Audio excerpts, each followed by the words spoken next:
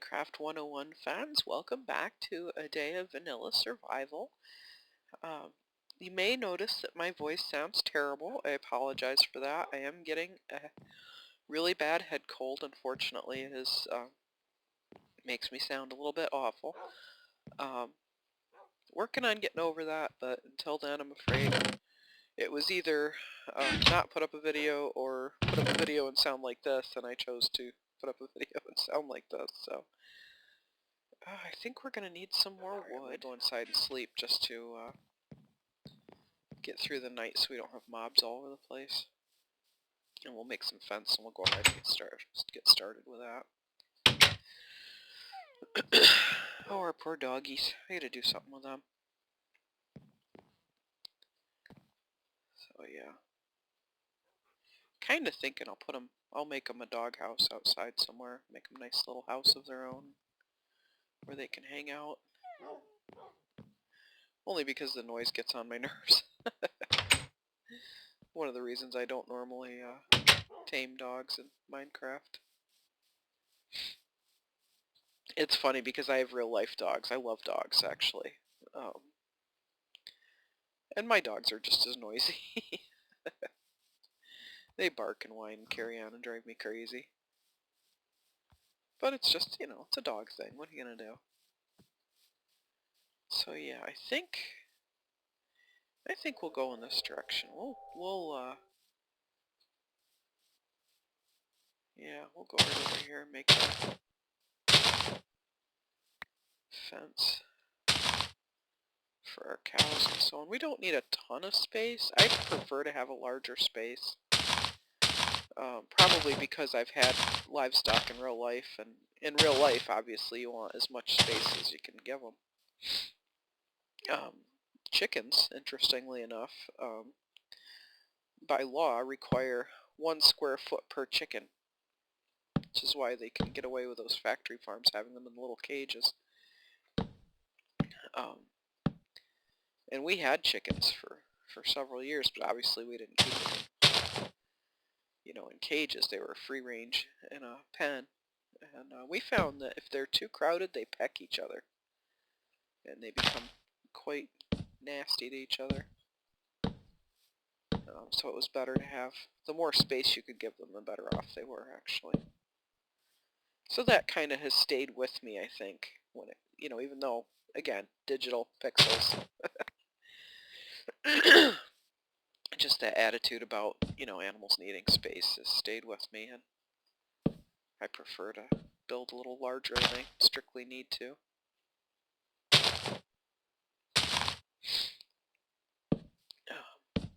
Oh, we're out of ice. I knew I was going to run out of fence posts. I need to go use the crafting table to make more. I may need to get some wood as well, just to have enough. Wow, tried to jump over that. I didn't quite do it. Hey, horsey. We should test our horse to see how high he can jump. If you've been following the Banished Wings server play, you'll see that I made a jump test area for horses in that world. Huh, I thought I had more wood. I guess not. Okay. And let's see. Since we are in vanilla, we have to make it the... Where'd those sticks go? Goodness. To do it this way. Excuse me. I feel about as good as I sound. And this will... Oh, no, that's gates. Gosh darn it. Which means I'm definitely going to have to go get more wood. Oh, phooey. Okay. Well, I got a few more, but not enough. So, we're going to have to go get more wood. Yeah, that only gave us like 6 more pieces of fence. Bummer. Okay, well, I should make a door out here. There's not really any place to put it, is there? That's alright. Just thinking rather than having to go out through the pasture like I do now. Joe, here, piggy.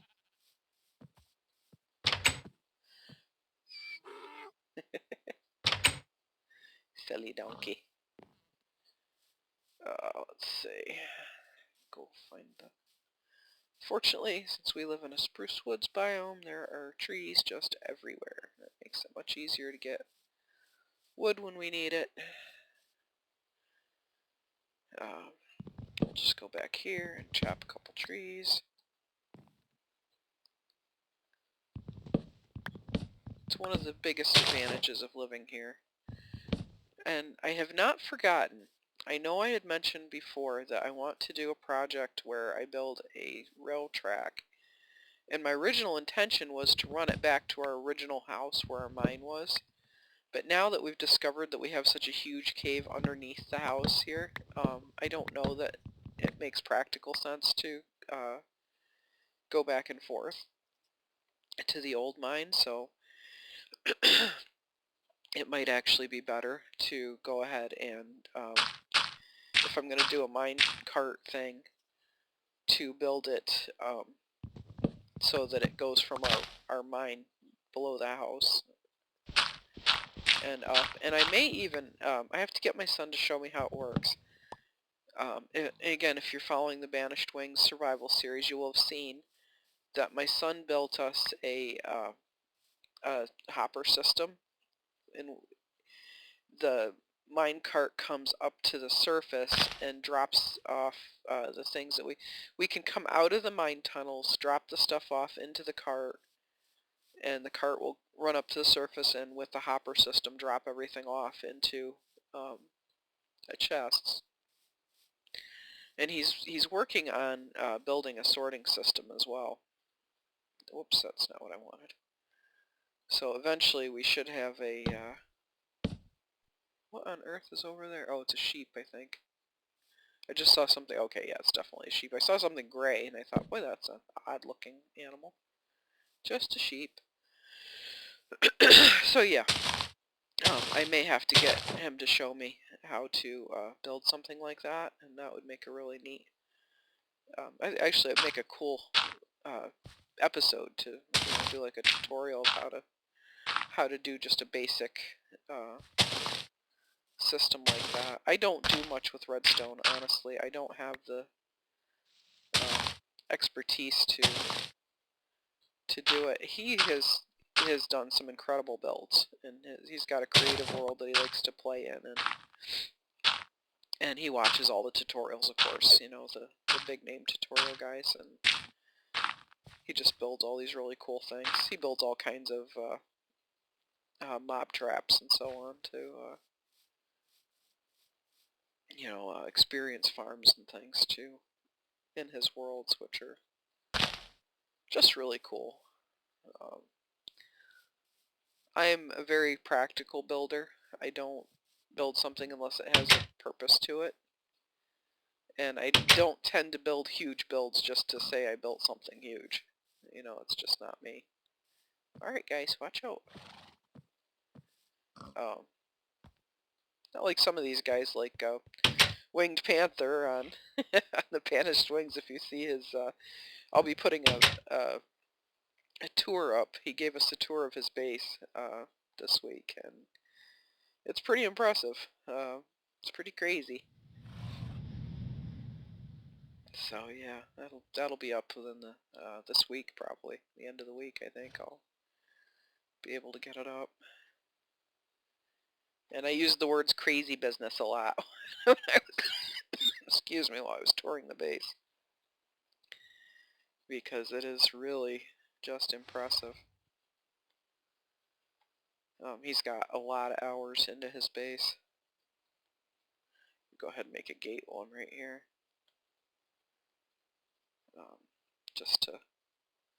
Just to have one, because we're definitely going to need it once we get the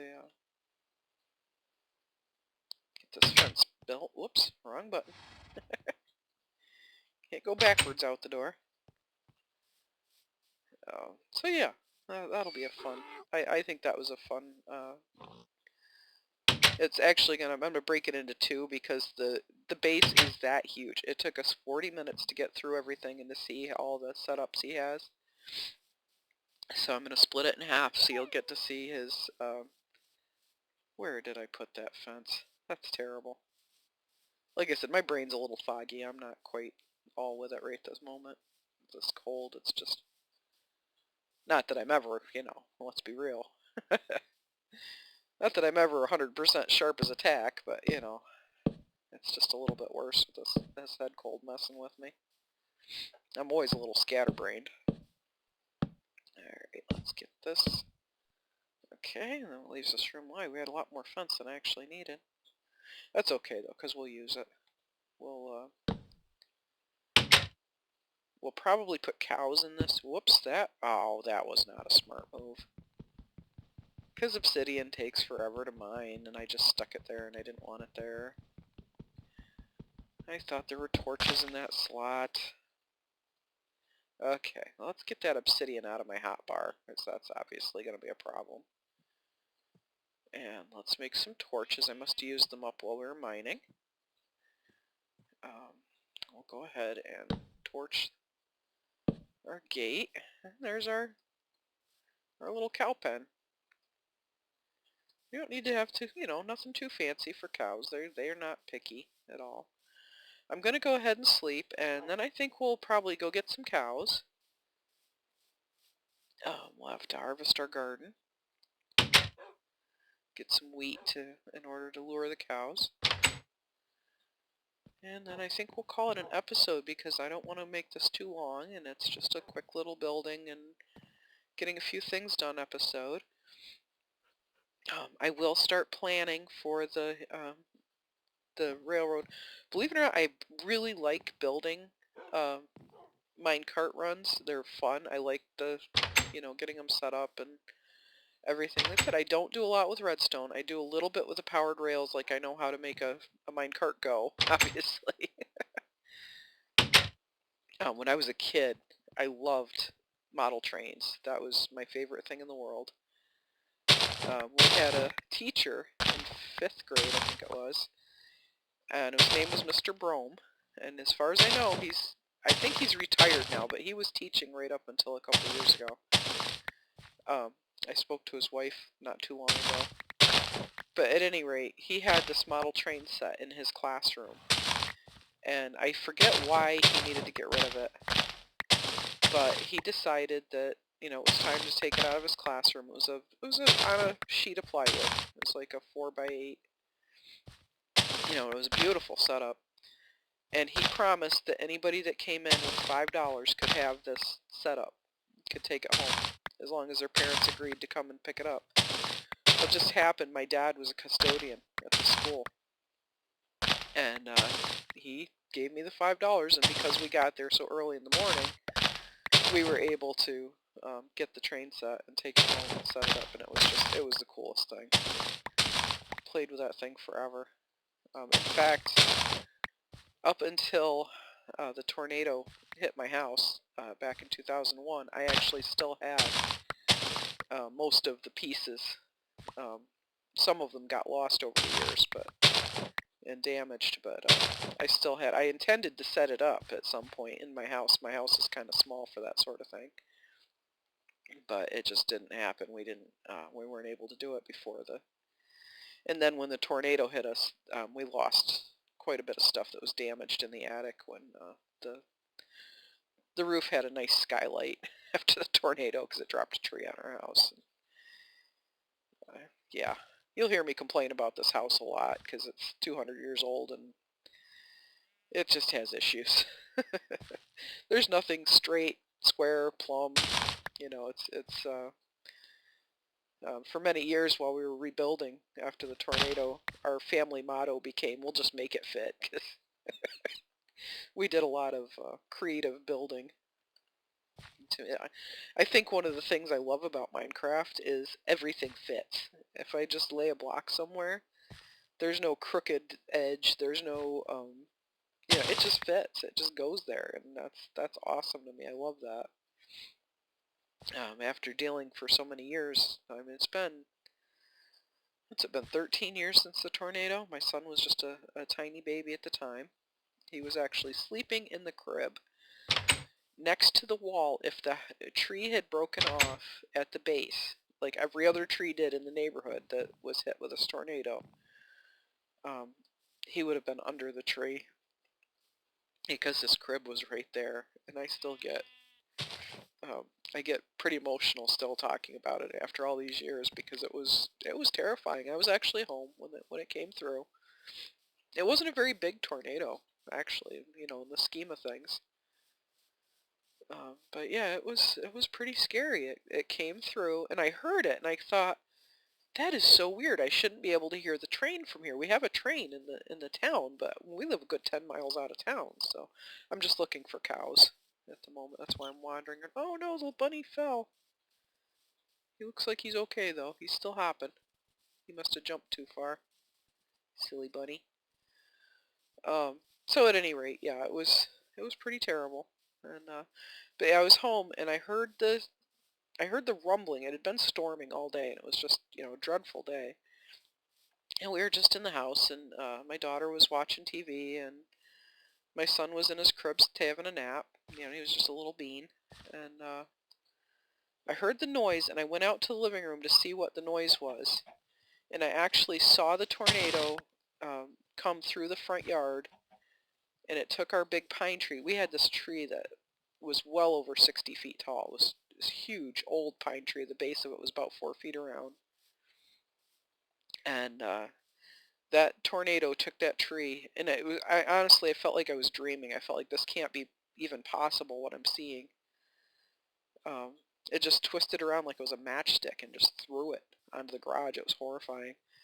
So I just, instinct finally kicked in. I grabbed my daughter, and I grabbed our old Labrador, who was, you know, she must have been 7 or 8 at the time. She was getting up there. And, you know, went and grabbed Eric out of the crib, and we all got down in the basement. But by then it had pretty much, you know, it was all pretty much over. It had pretty much gone by. You know, so within a few minutes we could see sun shining through the cracks in the Bilko door. I didn't feel safe to come out for about half an hour after it went by, but I think the worst moment though was stepping out onto the front porch, and my neighbor's trailer was gone. It was completely wiped off the face of the earth, and that was horrible. And thank God they were fine. They were, by the time I got outside, they were already across the street, so the first thing I saw was them. Thankfully, I would have been in hysterics if I'd have seen the trailer first. They actually had a room built onto the end of this mobile home, and they had gotten in there, and that room survived, and the rest of the trailer was just...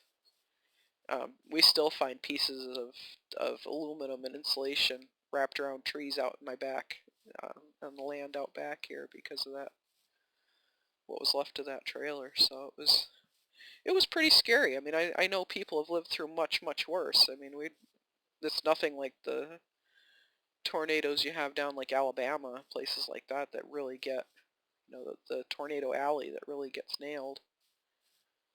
We have a lot of trees and hills where I live, so what a pretty pond. So yeah, oh, we could have built over here. This is a pretty area. Would have been closer to the plains biome too. So anyway, it was pretty crazy. But fortunately, we didn't have any casualties in my little town. Nobody was. We had a lot of damage, but we were really, really fortunate. Nobody was badly injured. I have not seen a single cow. This is crazy business. Seen quite a few chickens. We could lead some chickens home, because we definitely want them for the eggs and the feathers and so on. But I was really hoping for cows.